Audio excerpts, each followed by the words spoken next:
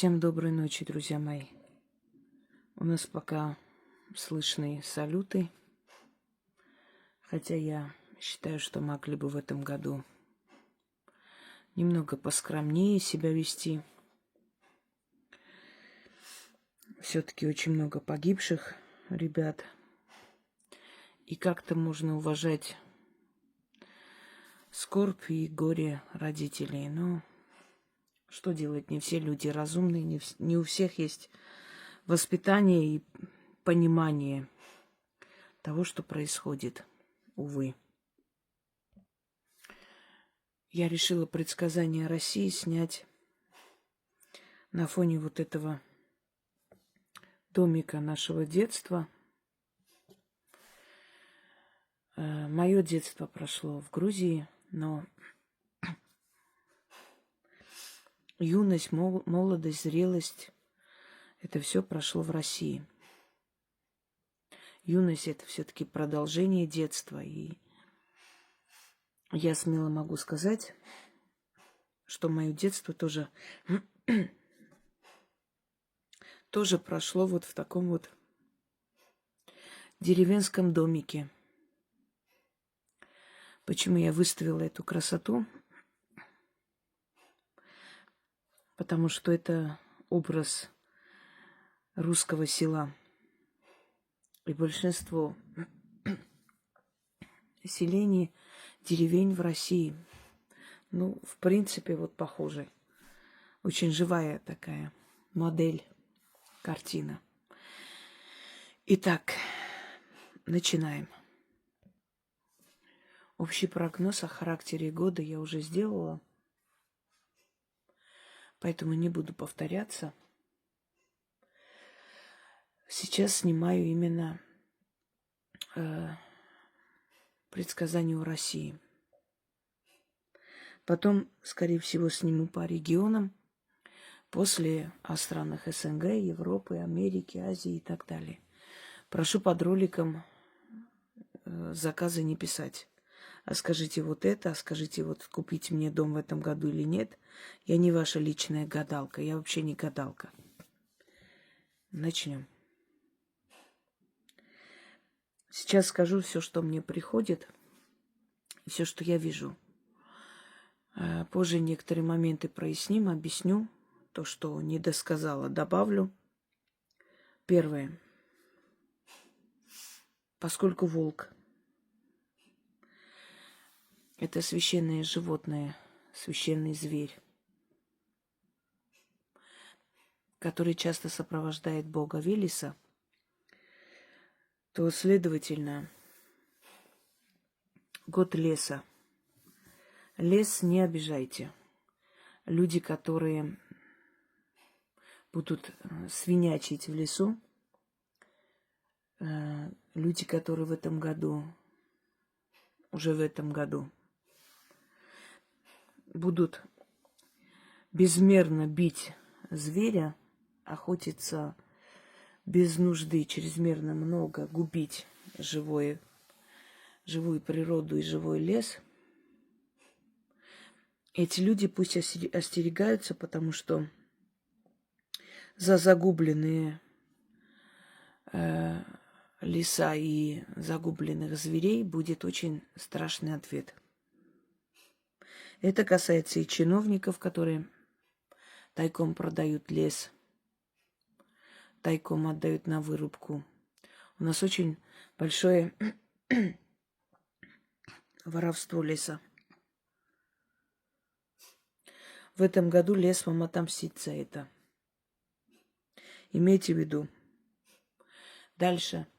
Постоянно будете слышать в этом году о том, что потерялись в лесу, потерялись семьи, потерялись люди. Какая-то часть найдется, какая-то часть нет. Осторожнее с медведями. Они не лютые, не свирепые в этом году, но их станет много. Особенно большая рождаемость. Восстановление леса, флоры, фауны. Поэтому огромная рождаемость лесных жителей. Кролики, ой, неправильно сказал, зайцы. Но есть дикие кролики, да, это тоже существует, но у вас в основном они домашние. Зайцы. Нашествие зайцев на вашей даче, дачные участки. Как я уже сказала, в этом году особенно много их будет. Часто будут находить волчат и возить в какие-то особые определенные центры. Волчат, лисят, все время. Лес в этом году очень активно будет внедряться в нашу жизнь и говорить, показывать себя. Далее. Поскольку Велес особенно активен в году люто, будет наказание и уголовное для многих, скажем так, незаконных построек, незаконной вырубки леса, именно высокопоставленные чиновники. И в основном их возьмут за одно мягкое место, в основном именно из-за леса. Ну вот этот волк за бочок укусит все-таки. То есть разоблачение, выявление их незаконной деятельности касательно леса, а потом этот клубок начнут разматывать и найдут другие преступления. Друзья мои, в этом году огромное количество убийств любовниц руками своих любовников для того, чтобы не потерять свою должность.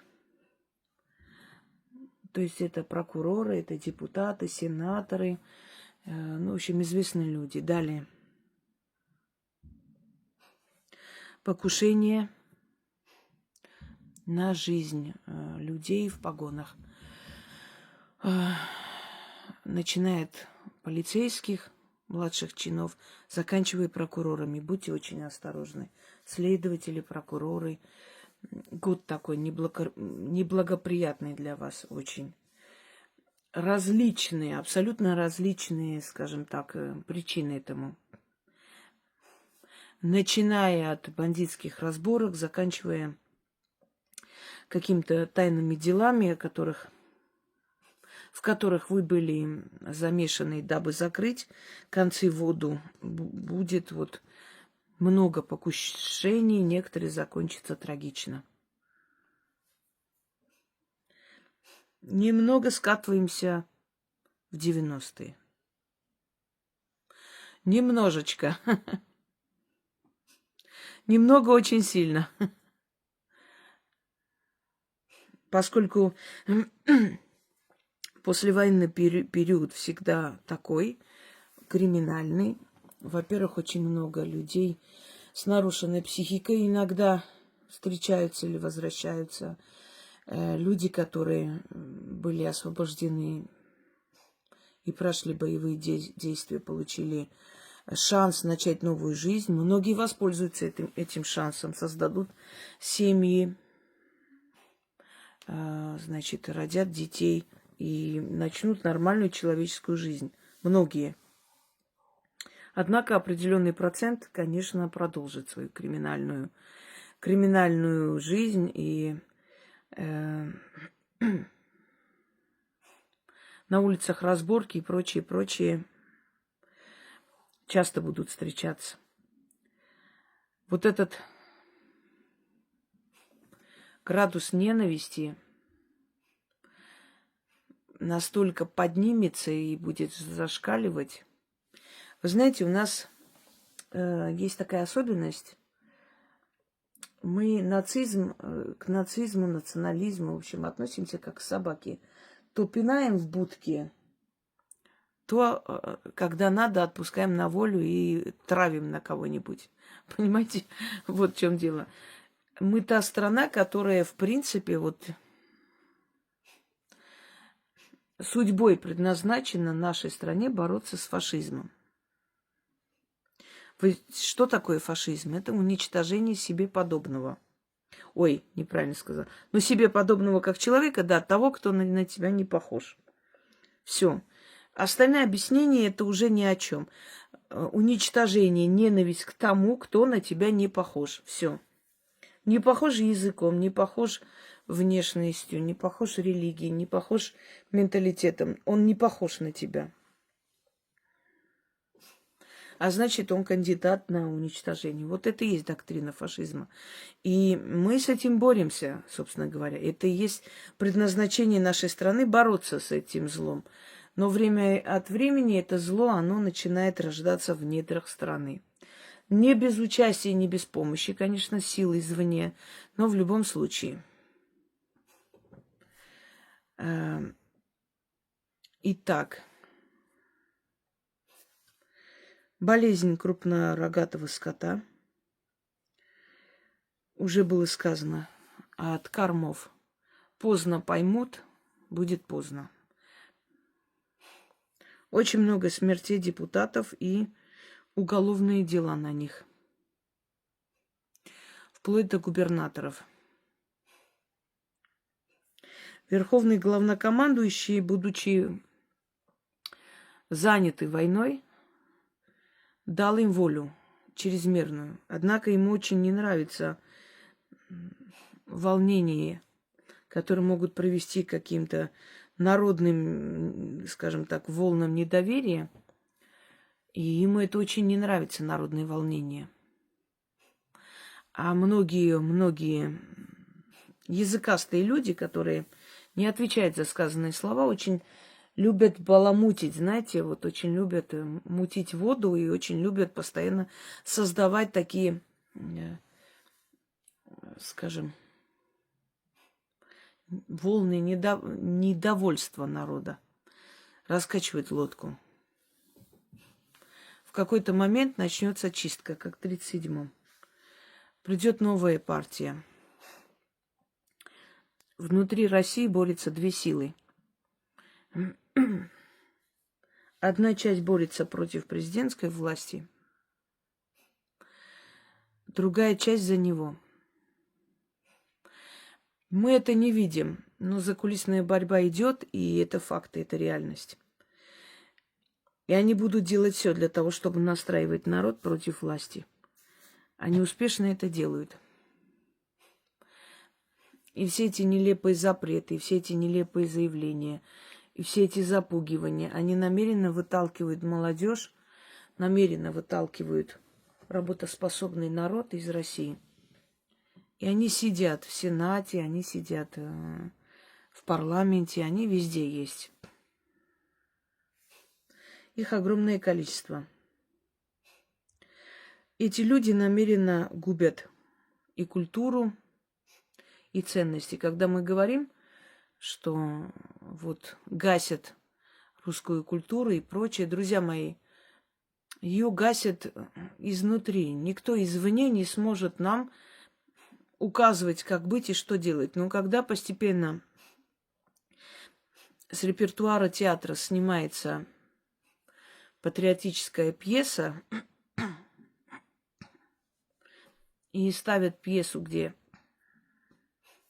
нужно голышом бегать, и, одним словом, позор абсолютнейший. Когда люди не совсем традиционной ориентации устраивают выставки и раздают какие-то украшения с изображением женской вагины, это не Запад делает, это внутри нашей страны позволяется на высоком уровне это делать.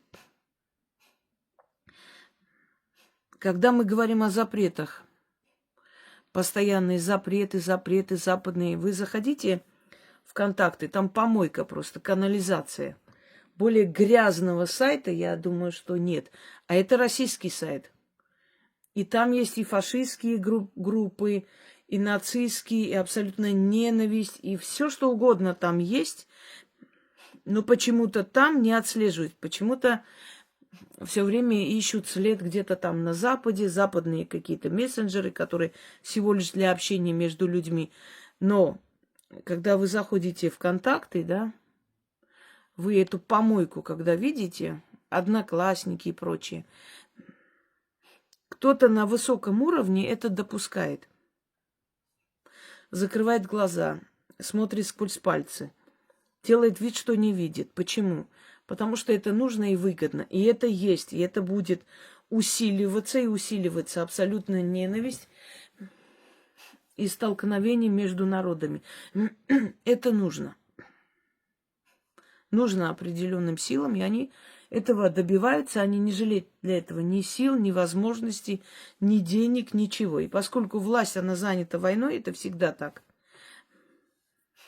Она не может раздвоиться, и она не хочет конфликтовать с силами, которые, собственно, имеют тоже какую-то власть и влияние на людей, на умы людей. Естественно, пока власть занята войной, она это все терпит. Но как только чаша весов уже склоняются к тому, что вот-вот-вот скоро уже все решится в нашу пользу, начинается великая чистка. Так было всегда. И так будет еще раз.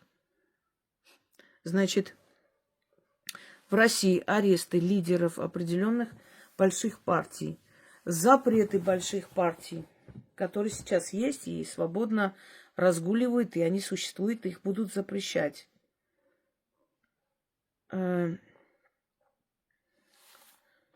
Смерти политиков. Это по всему миру.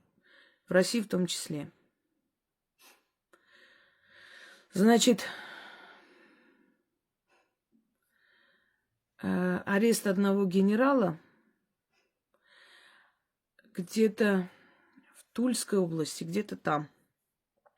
Скандал с оружейным делом, с вооруженными силами связанные с продажей оружия куда-то, в общем, с счетами, с присвоением этих денег и прочее, прочее. И по цепочке начнет задевать аж до самой Москвы. Начнутся аресты, а потом в какой-то момент тишина. Все это закроется, но... То есть их устранят, их уберут из должностей, но особо дальше продолжения не будет, потому что им это не нужно. По регионам, когда я буду снимать, я вам скажу, но пока так вскользь. Открытие большого центра для детей-инвалидов. Это Подмосковье, не Москва, да. Подмосковье. Ну, в принципе, оно то же самое. Для реабилитации и прочее детей-инвалидов, но детей, которых можно поставить на ноги. То есть дети, которые получили увечья там на военной зоне, дети, которые попали в аварию и прочее.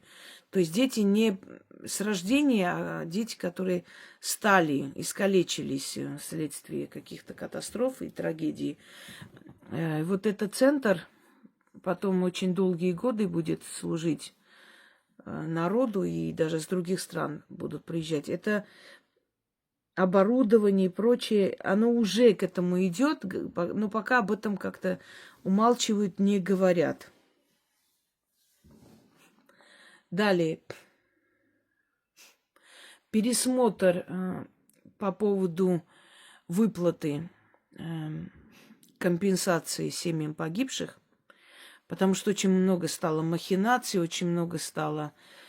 Собственно, мы увидели очень много неприятного, что нам не хотелось бы видеть, да, но вот война оголила и сорвала маску у многих. Пересмотр выдачи компенсации семьям погибших. Имеется в виду, что ближайшие родственники и как бы... Сейчас, знаете как, кто первый добежал до военкомата, тот получил. Это как-то... Помните, когда отец, который никогда не участвовал в как бы воспитании сына и вообще не был в его жизни. Он после того, как погиб, он сказал: и что мне, значит, полагается за него, понимаете? И, значит, пошел, получил. И это получило такой резонанс, и все там плевали ему в лицо. Он очень сильно испугался, какую-то часть обещал куда-то пожертвовать. Навряд ли он это сделал, такие люди на такое не способны, но в любом случае, как бы, многие задумались над тем, что у нас несовершенный сырой закон, и поэтому не очень правильно вот так вот кому попало отдавать в руки. Это должны быть родные люди, там, например, мать, жена, ребенок, да, и прочее. А тут как-то по-другому все это происходит. Вот будет пересмотр насчет этого. Далее. Крыши здания все время, в последнее время будут рушиться часто. Не, скажем, построенные некачественно. Потом будьте очень осторожны со стоянками машин. Выбирайте очень тщательно, потому что тоже могут обрушиться вместе с машинами. Сейчас их лепят просто так, на честном слове, по-быстрому. Потом за это никто не отвечает, увы. Новая ракета. Может быть, богатырь. Скорее всего, название. Оружие либо паутина, либо паук название. Такое необычное оружие, которое как сеть распространяется. Это то же самое, ну, то есть летающие дроны, но немного как-то по-другому оно будет, как в воздухе, как паутина просто распространяться и бить в разные точки. И назовут либо паук, либо паутина. А может и то будет как-то разновидность. Вот половина второго и до сих пор бьют эти салюты. Но это нормально? Нет. Это ненормально. Дальше.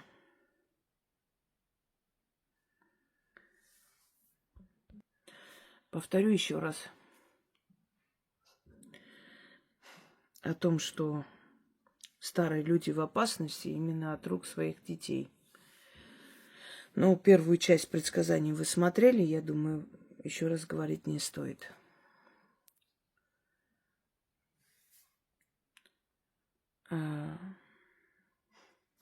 Запретят рекламу. Не полностью, но в основном запретят на российских ресурсах. То есть великое множество, вот эта агрессивная реклама, она начнет сводиться на нет. Далее. Усиление язычества в России. То ли дело в разных местах, где там лесной массив и прочее будут находить капища, современные капища. На государственном уровне будет поощряться и фильмы, может быть, документальный какой-то цикл документальный о русских традициях, обычаях дохристианских и прочее. Поскольку мода будет напоминать византийское одеяние, то, естественно, византийская культура оказала очень большое влияние на культуру Руси. Тем более, что византийские царевны становились нашими великими княгинями. Здесь тоже будет очень такой, скажем, часто используемый уже элементы византийского времени в одежде, в аксессуарах и так далее, но и древнерусские мотивы. Это станет очень модным таким и долгое время продержится. Значит, украшения и прочее, в основном серебро. В основном серебряные украшения, ну и черная эмаль будут часто встречаться. Это определенная особая эмаль, которая используется для украшений, естественно.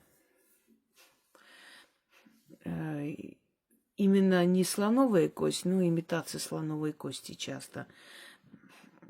Точно так же в украшениях, браслетах и так далее. Имитация слоновой кости, да. Вот кость, то есть цвет кости, там изображение каких-то, как бы сказать, шаманских каких-то атрибутов и так далее. То есть вот это вот народное, пестрое такое вперемешку с культурами коренных народов России, оно вот так вот как-то так войдет в моду, в обиход. Далее. Один крупный банк в России закроется, будет поглощен другими банками.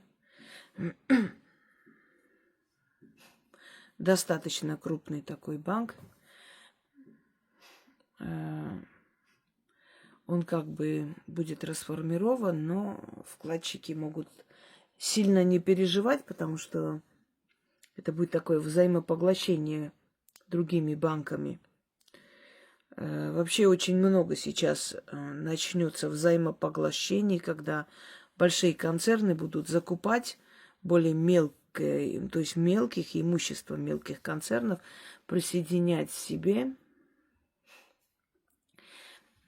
Как-то так постепенно убирается вот это вот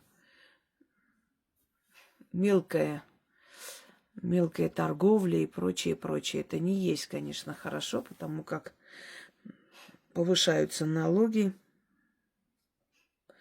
меняется налоговая политика страны. И мелкий бизнес, он, поскольку он играет очень большую роль в экономике страны, он, если начинает рушиться, то очень много основ расшатывается, в какой-то момент остановятся они. Пока что стране нужен высокий налог. Война – это дело очень дорогостоящее, недешевое удовольствие. Поэтому мы с вами, естественно, будем оплачивать все издержки, это компенсации семьям и так далее. Это все налоги. А для того, чтобы это суметь сделать, налоги будут повышать. Ничего удивительного нет. Это еще они еще долго ждали. Обычно это делать сразу с началом войны, но было сделано чуть позже.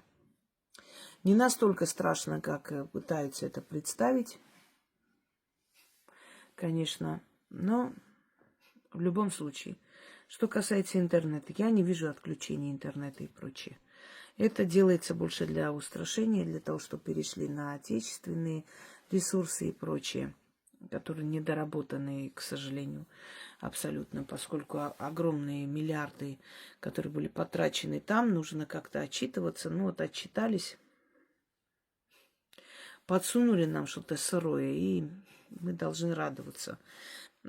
Провальное это дело, оно вперед не пойдет.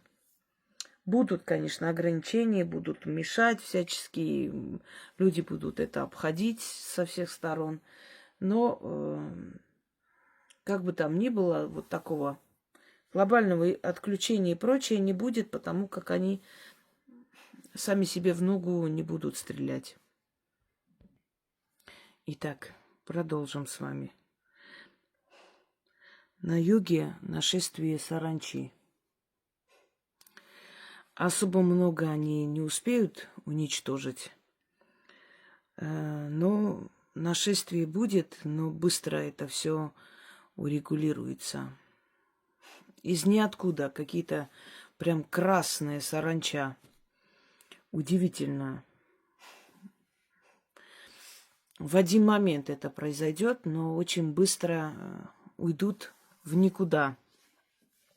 Успеют предотвратить. В некоторых регионах России нашествие лягушек. Реки полноводные очень выйдут из берегов. Кто рядом с реками живет, будьте осторожны и знайте, что, быть может, ваше жилище в какой-то момент на время превратится в остров. Кстати, про острова. Острова в реках России будут закупаться, и там будут строить какие-то частные,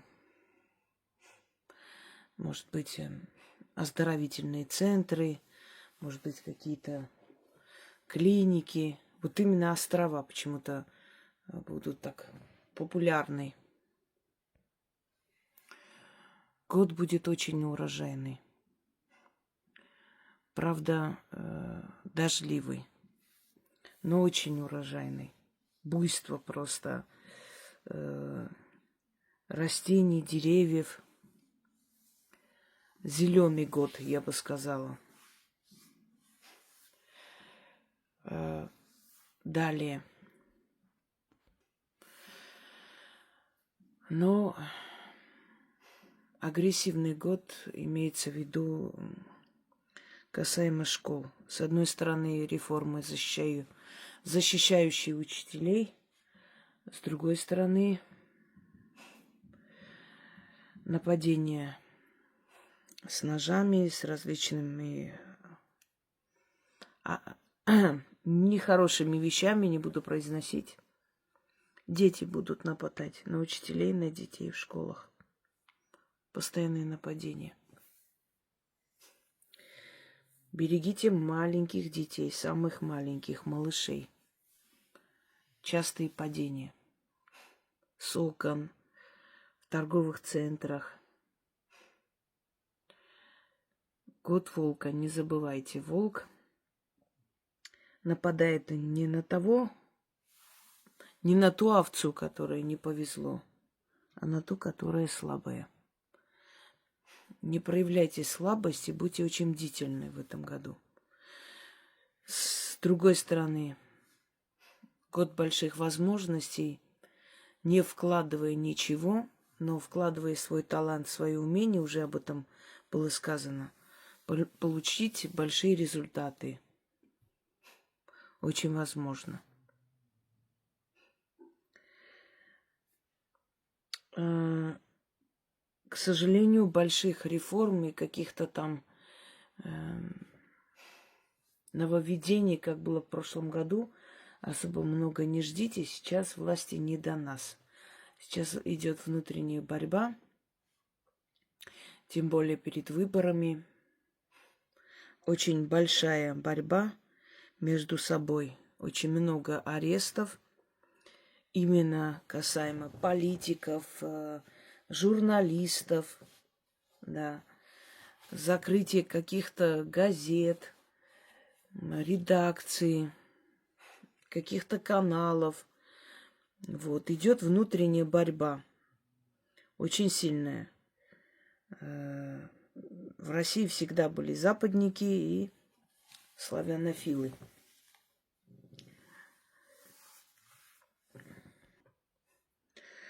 Выход священников на политическую арену.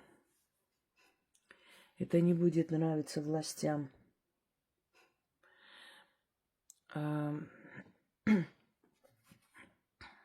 Введение ограничений для священников, чтобы их деятельность не была мирской. То есть таким образом приструнить их, чтобы они слишком не лезли в политику и не диктовали властям, что и как нужно делать. Борьба с памятниками, вандализм очень часто будете встречать. Вандализм по отношению к могилам павших героев недавней войны. Аресты именно по этому поводу. Внутри страны начинается очень сильная борьба, фильтрация, очищение междоусобица, друзья мои. Мы стоим на пороге междоусобицы. К сожалению, в истории Руси не раз это было, и этим пользовались всегда враги. Несплоченностью и ненавистью между собой внутри страны всегда пользовались для того, чтобы травить друг против друга, ослабить и, собственно, забирать ресурсы страны. И сейчас это все начнется. Будут заманивать молодых специалистов в село. Село начнет подниматься постепенно. Будут давать землю, хозяйство. Какая-то новая программа, которая выделяет из бюджета страны на определенные нужды для семей, которые хотят перебраться в село. То есть малые налоги, определенная помощь, деньги для закупки там всего, что нужно в хозяйстве. Ну и предоставление земли. Поскольку очень нужно поднять селение, которое уже в запущении практически, по новой возродить и дать им новое дыхание. Молодым будут предоставлять вот эти возможности. Кто захочет, этим воспользуется. Поощрение кремации. Поскольку землю, которую дают под могилы, как бы она уже начинает выходить за пределы городов, селений. Поэтому будут поощрять кремацию, чтобы поменьше выделялось земли на эти нужды. Уже было сказано, что в этом году будут рождаться очень много особенных детей, которые в будущем станут политиками, просто реформаторами. Кроме всего прочего, рождение больших детей, крупных. Тоже очень часто будут показывать рождение именно таких больших деток, которые, непривычно для их возраста. У них и возраста нету, они только рождаются. Слишком большие дети как-то от стандарта слишком далеко уходят. Безумие на почве алкоголизма. Те, кто пьет водку, любители пить водку, будьте очень осторожны.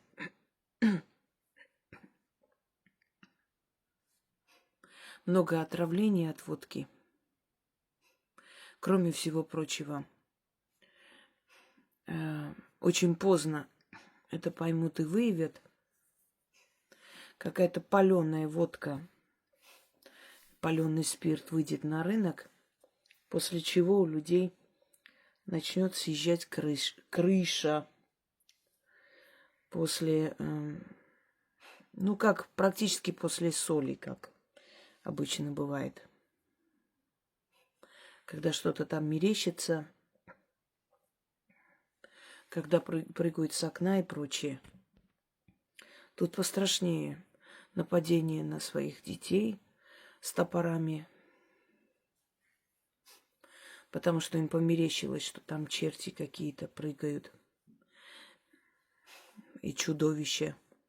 Понимаете? Вот такие вот происшествия. Поэтому те, кто живет с пьющим человеком и терпит до последнего, надеясь, что когда-нибудь это поменяется, вы должны понять одну вещь. Это никогда не поменяется. Подобные люди становятся хуже, но не лучше. Они ничего не понимают и ничего не меняют в своей жизни, абсолютно. Вот для этих женщин говорю, что будете терпеть, останетесь без детей. А может, и вас самих может не стать.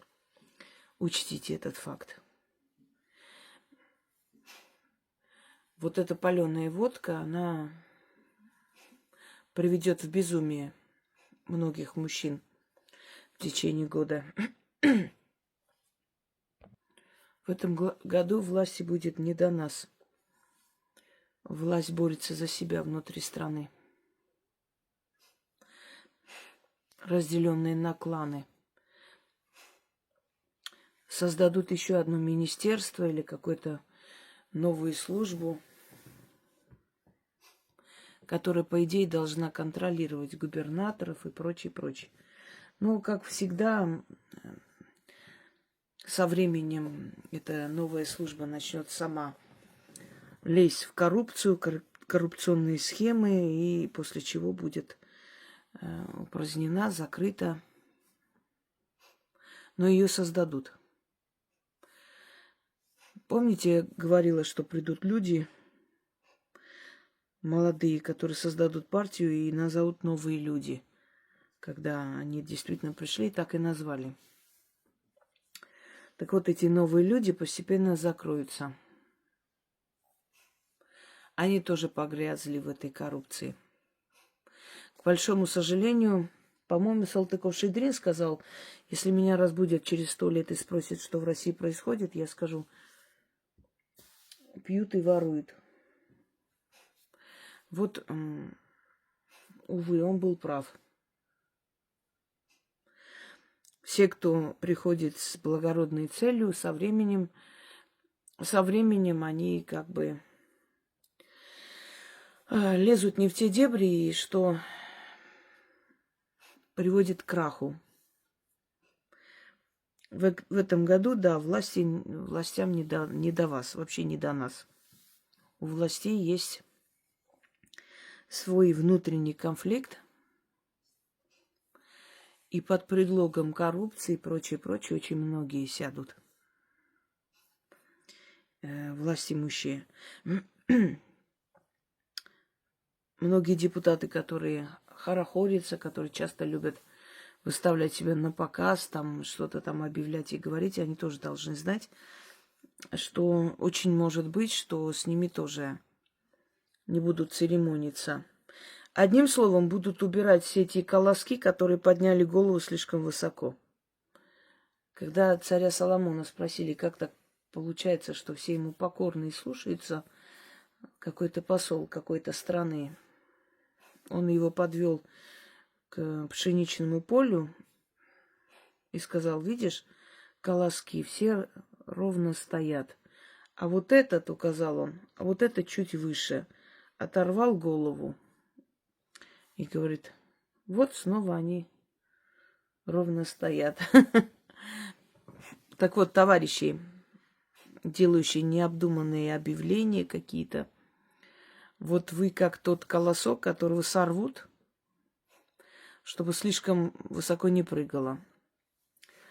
Сейчас Путину совсем невыгодны какие-то народные волнения, какие-то недовольства и прочее, прочее. Он собрал очень высокий рейтинг доверия в начале войны, поэтому ему нужно этот рейтинг доверия держать до последнего. И он вас принесет в жертву за это, чтобы вы понимали. Для того, чтобы народ был рад, а народ всегда рад, когда кого-нибудь из депутатов буквально казнят, отбирают все и сажают. У нас народ любит такие представления, да, хлеба и зрелищ.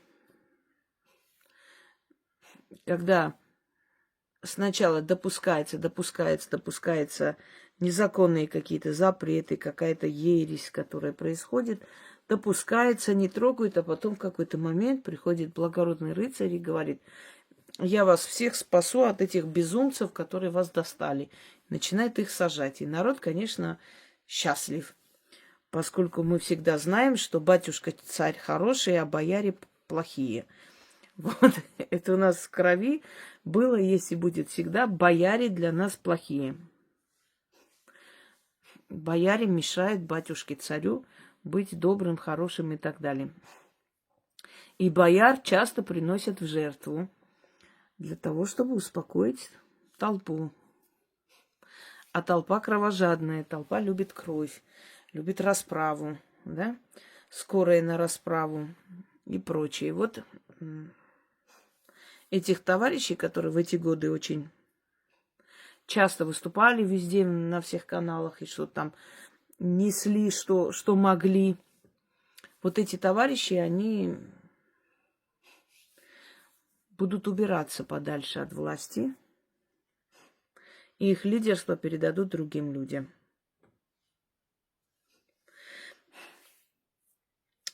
Появится знаменитая российская мебель, которая была известна, ну, то есть такая вот компания мебельная, она начала развиваться именно начиная, ну, то есть в период санкций, когда не могли заказать из других стран, и начали заказывать свое. И вот наше производство, оно как-то так залетело вверх и резко пошла вперед, и начали расширяться. И вообще станет модно сейчас интерьер русской избы.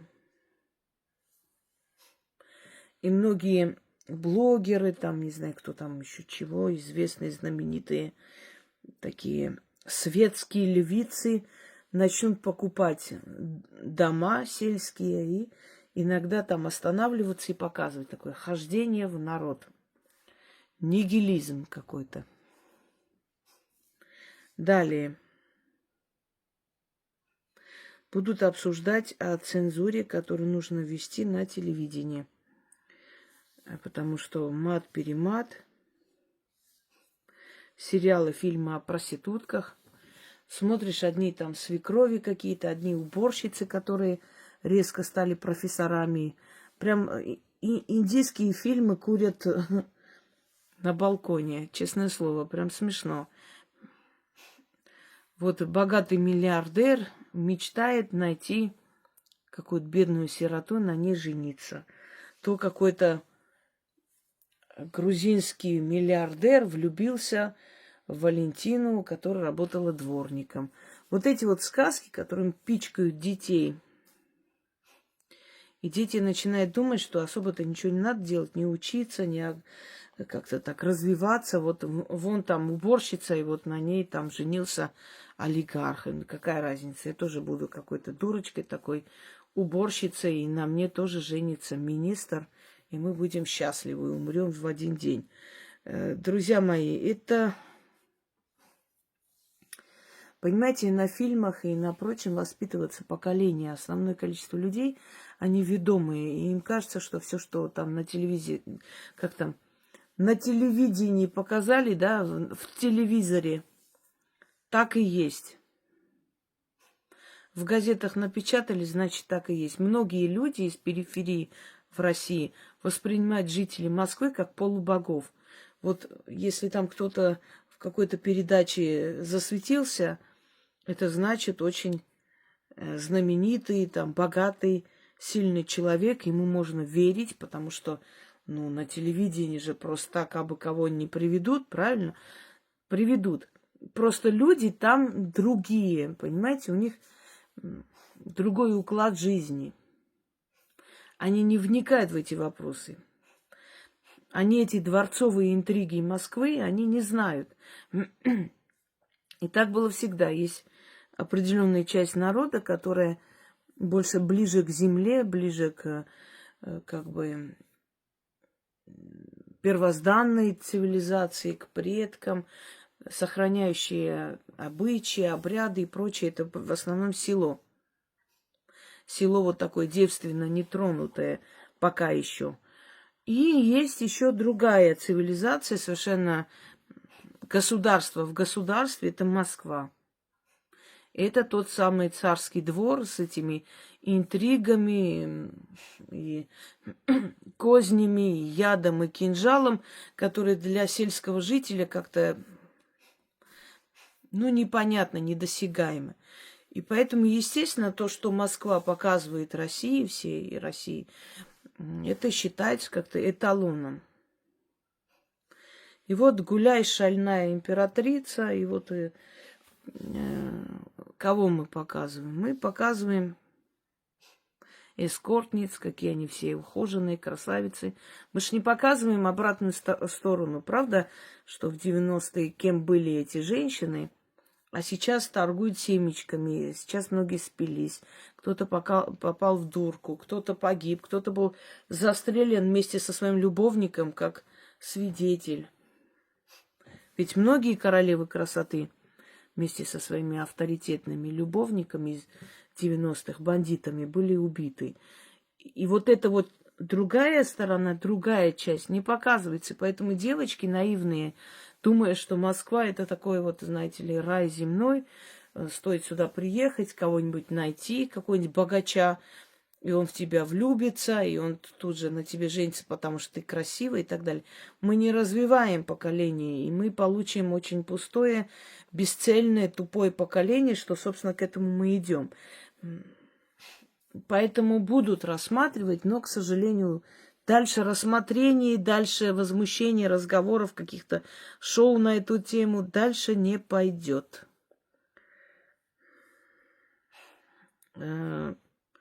Смерть одной знаменитой скандальной певицы. Дальше. Смерти на сцене известных актеров. Во время съемок, на сцене, перед зрителями.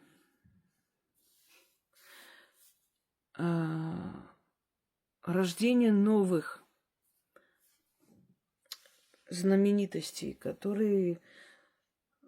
То есть рождение имеется в виду, вот мир узнает о них.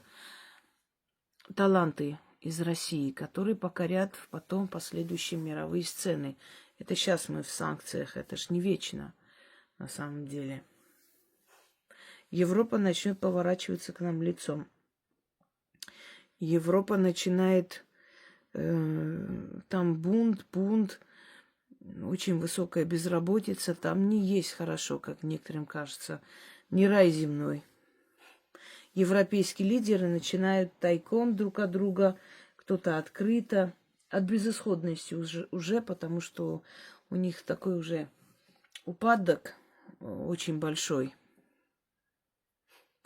Они без российских ресурсов очень тяжело выживают, потому что российские ресурсы, они все-таки доступные, недорогие, они привыкли на них поднимать свою экономику. И вот сейчас, вот лишившись этого всего, придут новые лидеры, придут новые партии, которые опять начнут говорить о том, что пора с Россией наладить отношения, если мы не хотим обнищать до предела.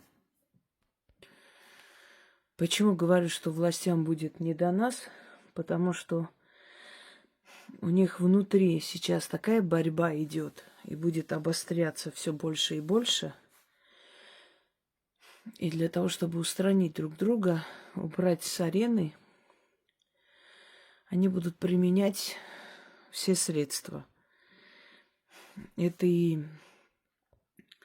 выявление имущества, счетов друг друга.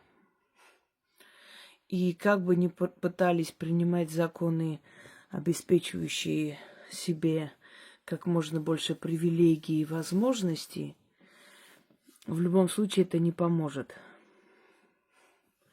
Вот эти дворцовые интриги, они настолько, скажем, на уровне низменном и подлом, они настолько уже стали частью их жизни, устранение друг друга и конкуренции, что вот этот год – это борьбы у них между собой. И хотя будут создавать видимость работы, но на самом деле вся их работа сейчас направлена на укрепление себя на этом месте. И вот это вот волколак, оборотень, он, с одной стороны, это обман, притворство, поскольку оборотень – это принимающий обличие, да, зверя, зверя-человек. С другой стороны, это пробуждение внутреннего зверя, того первозданного, который помогает человеку выживать, его внутреннее, вот, скажем, внутреннее «я», вот его выживаемость, его это программа выживания. И вот внутри каждого из вас в этом году голос вашего внутреннего зверя будет особенно силен. И он будет вам подсказывать, когда нужно нападать, когда нужно убегать, когда нужно перетерпеть, когда нужно пройти мимо и так далее. И вот доверяйте внутреннему зверю в этом году. Пользуясь моментом, пока они между собой грызутся, устраняют друг друга, вы можете развиваться спокойно. Развивать свои навыки, знания и прочее. Сейчас не будут особо трогать людей в том плане, что им нужны налоги большие. Кто их будет платить и кто будет обеспечивать это налогообложение и оплачиваемость налогов, да, он будет как бы, ну, не скажу, что он будет в безопасности, но, по крайней мере, не будут на них охотиться, потому что они нужны. Ну так, для отвода глаз, там какие-нибудь козлы отпущения будут выведены и всего-то. Невыгодно сейчас государству запугивать население и заставлять закрывать бизнес и так далее, и так далее. Я говорю вам, почему это делается. Потому что сейчас, в данный момент, будучи занятой войной, не может президент идти против них. Он от них зависим. Точно так же, как во времена бунта Пугачева Екатерина Великая была зависима от дворянства и не могла их трогать. Ну, потому что понимала, что они обеспечивают ей престол. Но сразу же после того, как одолела она Пугачева, она начала наводить порядок в стране. И очень многие головы полетели. И вот их ощущение, скажем, обманчивые ощущения того, что они свободны и могут творить все, что угодно, потому как императрица зависит от них, оно очень быстро рассыпалось. То же самое происходит сейчас, и история циклична. История имеет особенность повторяться. Как только мы достигнем определенных результатов на фронте, сразу же начнутся чистки. Оно уже к этому идет, собственно говоря. И одна часть своими предложенными законами и прочим пытается раскачать эту лодку и настроить народ против власти. Другая часть пытается это пресекать. И как только та часть, которая одержит победу, усилится и будет уверена в своей силе, сразу же этих будут устранять и убирать. Кстати говоря, очень большие проверки скоро будут и связанные с армией, с продовольствием, со всем, что отправлялось на фронт. Многие офицеры и прочие тоже будут проверяться. И определенные случаи, почему солдаты пропали без вести, почему их не искали, почему, имея возможность, их не вывели оттуда и прочее. сейчас начинается это все. Одним словом, они будут заняты между собой. Не настолько народом, но народ сам по себе имеет очень большой шанс в этом году именно благодаря своей внутренней силе и творчеству, не вкладывая туда большие деньги, развивать себя, зарабатывать. Разные есть возможности и разные есть направления. В этом году лучше рассчитывать на свои навыки. Умейте чинить, умейте ремонтировать, умейте стричь волосы, умейте маникюр делать и так далее. Люди, которые вложили туда только свое умение, знание и труд, они получат больше результата, чем люди, которые вкладывают сейчас какие-то деньги в какие-то проекты, покупают машины, перепродают и так далее. Вот у них меньше будет прибыли и прочее, чем у людей, которые свои навыки и знания вкладывают. А навыки и знания для того, чтобы... то есть некоторые говорят, как это? Как можно развиваться, если нужны первоначальные финансы? Первоначальные финансы, чтобы пойти волосы стричь, научиться, не нужно.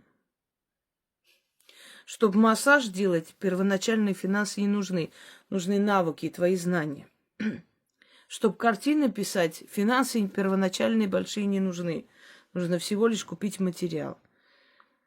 Чтобы из глины что-то лепить, тоже не нужно миллионы вкладывать, понимаете? Вот это такой год.